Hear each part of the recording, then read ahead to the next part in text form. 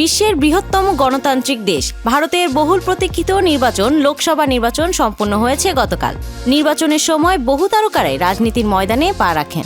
এবারও লোকসভা নির্বাচনে ভারতের বিভিন্ন প্রান্ত থেকে টলিউড বলিউডের একাধিক তারকারা নেমেছেন ভোট যুদ্ধে। ভারতের হিমাচল প্রদেশের মান্ডি থেকে বিজেপি প্রার্থী হয়ে লড়াই করেছিলেন বলিউড অভিনেত্রী কঙ্গনা রানাওয়াত। প্রথমবার রাজনীতির মাঠে নেমেই জয়ী হলেন এই তারকা। ভারতের উত্তরপ্রদেশের মথুরাতে জয়ের হাসি হাসলেন জনপ্রিয় অভিনেত্রী হেমা মালিনী। তিনি বিপুল ভোটে জয়ী হয়েছেন। ভারতের উত্তরপ্রদেশের মিরাট থেকে প্রতিদ্বন্দ্বিতা করেছেন অরুণ গোভিল। তিনি ভোট গণনায় প্রথমে পিছিয়ে থাকলেও পরে বেশ লিড নেন। বিজেপির আরেক প্রার্থী রবি কিষাণও জয়ী হয়েছেন এবারের ভোটে। অন্যদিকে বাংলার বিজেপির দুই প্রার্থী হিরণ চট্টোপাধ্যায় এবং লকেট চট্টোপাধ্যায় দুজনেই পরাজিত হয়েছেন। দেব বিপুল ভোটে হিরণকে হারিয়ে আবারও ঘাটাল কেন্দ্রে জয়ী হলেন।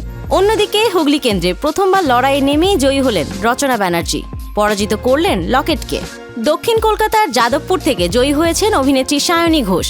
জুন মালিয়াও বিজেপির অগ্নিমিত্রা পালকে হারিয়ে মেদিনীপুরে জয়ী হয়েছেন। শতাব্দী রায় বীরভূমে আবারও জয়ী হয়েছেন। চমক দিয়ে এবার বহরমপুরে জয়ী হয়েছেন ইউসুফ পাঠান। আসানসোল কেন্দ্রে শেষ পর্যন্ত জয়ের হাসি হাসলেন শত্রুঘ্ন সিনহা। তবে টলিউড বলিউড তারকাদের রাজনীতির ময়দানে যোগ দেওয়া নতুন কিছু নয়। এর আগেও বলিউডের অমিতাভ বচ্চন, জয়া বচ্চন সহ আরও অনেকেই ভারতের লোকসভা নির্বাচনে অংশ নিয়েছিলেন।